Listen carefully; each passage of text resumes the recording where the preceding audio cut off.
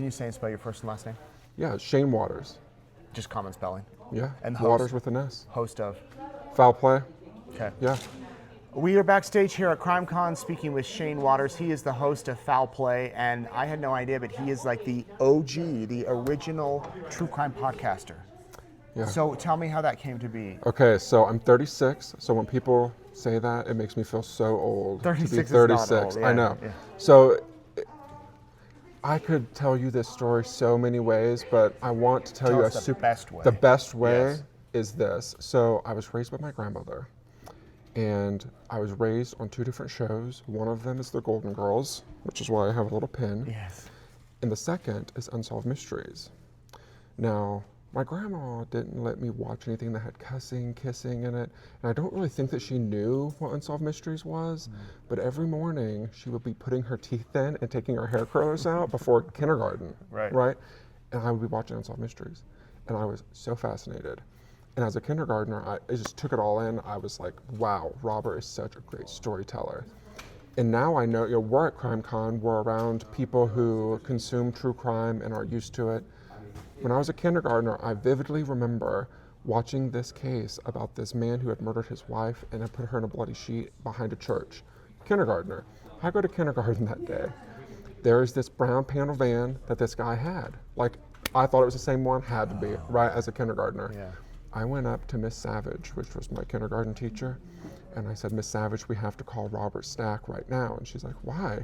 Who is this? And I was like, there's this man who murdered his wife, put her in this whole story. And she's like, okay, Shane, I'll be right back. She calls my grandma, and my grandma comes, and she's like, and so she picks me up. And my grandma used to call me Baby Shane, which is funny because I'm 6'9", right? Right. She used to call me Baby Shane. And I remember riding home in her Buick, and my grandma goes, now Baby Shane, as she adjusts the mirror and looks at me, not everyone can take these crime stories. So you need to make sure that the people you're talking to are okay. Yeah, yes. yeah. That's when I learned that not everyone is that type of person. But anyway.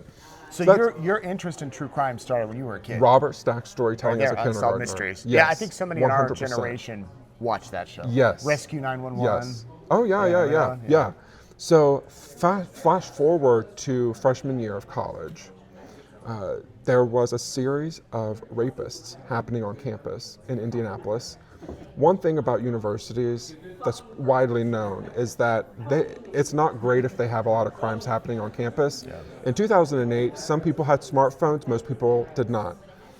The text messages that the university was sending us about these crimes was very vague. This crime happened at this time on this part of campus. We had no idea what type of crime it was, nothing. And so because of that, kids, we all think we're invincible. I was walking out alone at night, so were all of my friends. Had no idea what was happening. And it wasn't until a friend of mine was attacked that I talked to her and she told me what happened. And I suddenly thought, well, we got the same text when you were attacked. Like, is this all linked? And so I started asking around and figuring out who the other women were. And I didn't know what to do. At that point in my life, my grandma had passed away. I didn't have an adult in my life. Right. So who do I go to? I was scared, but I wanted to stop this from happening. One very useful thing that really changed my life, and I wouldn't be meeting you here today if it wasn't for this person. My chemistry professor would record his lectures and publish them as a podcast. He didn't call it a podcast. Right, yeah. That's what it was. And this is 2008. It's 2008. Yeah. Yeah, none of us had heard of a podcast. So I thought, if I can create a story for people to hear from these women what's happening, maybe that will prevent myself and other students from going out at night and stopping this whole thing, And so that was my goal. I want to tell a good story like Robert Stack did. And I wanted to interview these women. And so I went to this professor and I didn't tell him what I was doing. And he didn't ask. He probably, may have thought differently if I would have said something. But I just asked him, how is he doing it? How is he publishing these? And so he showed me, and that's how I did it. Wow. So that was 2008. And you've been doing it ever since? Yep. And for people that haven't heard the podcast, you're doing a different case every season? Every season, yeah. Most seasons we are working with unsolved cases for family members or detectives. The co-host of Foul Play is Wendy. Wendy is in the UK. Her aunt was murdered by a hitman, and it is such a sad story. She was also her godmother. So Wendy and I met at CrimeCon in Nashville, the first one. That was 2018. Yeah. Wendy was a listener, came up, went to one of the events. We became very good friends. She shared the story about her aunt, and like I said, it's season 15. But because of this storytelling, it's so important. You know, when you tell a story, as I learned from Robert Stack, it has to be entertaining enough for people to want to hear it and listen. Mm-hmm. And so Wendy and I have a really unique experience because I love good storytelling, and she comes from it from a victim's family member perspective, like how to tell the story in a good way, make it entertaining, but also value the family. So and she's value joined the you victim. now as a co-host Yes, of every season? Yes, every season, and it's Wendy and I. And what are you focusing on right now? Ooh. So right now, we just wrapped up this season. So after CrimeCon in Vegas, I went out to Reno, Nevada. There was a cold case detective that I met here, and he shared with us a story of two really young kids that had been murdered and buried alive. They were both brother and sister. They were in kindergarten.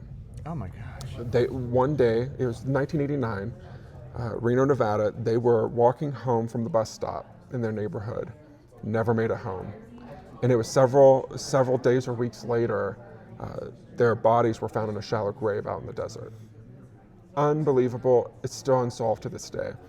And so that struck me because I had never heard of it. And that's the thing, like, we come to CrimeCon, we hear all these crime stories. I had never heard of these two children. And so these are the type of stories that I try to share, you know? So I go out there and they show me where everything is, what all happened. And Wendy and I are able to create and navigate this narrative for a season where you understand where the family was, you understand the perspective, but we also ask questions. So like for them, why does the people of Nevada and Reno, why did they forget about this case? Why was the case unsolved? And what we found was, unfortunately, the day after they went missing, there was that huge earthquake that killed a lot of people. And so because of that, their case, it never got published onto the news, you know? So because of that, it really harmed the case. Mm-hmm. And so these are the type of stories that we are passionate about telling. We want to tell it in a good way so it's entertaining, but we also want to value the people left behind. You know, I can't help or prevent what happened, but what I've learned from working with so many family members is that the story that is shared about these people could live forever. Yeah. So you have to remember that when you tell a story. Incredible work. Check it out. Thank Foul you very Play. Much. Yes, Foul Shane. Play. Good to see you. I guess it's available wherever you get wherever your podcasts. Now people can find podcasts. There are a lot more podcasts and podcast players out now. Right. Yes. All you have to do is Google. Thank you, Shane. Yes. Thank you very much. Yeah. Good Appreciate chatting with you. Yeah, you too.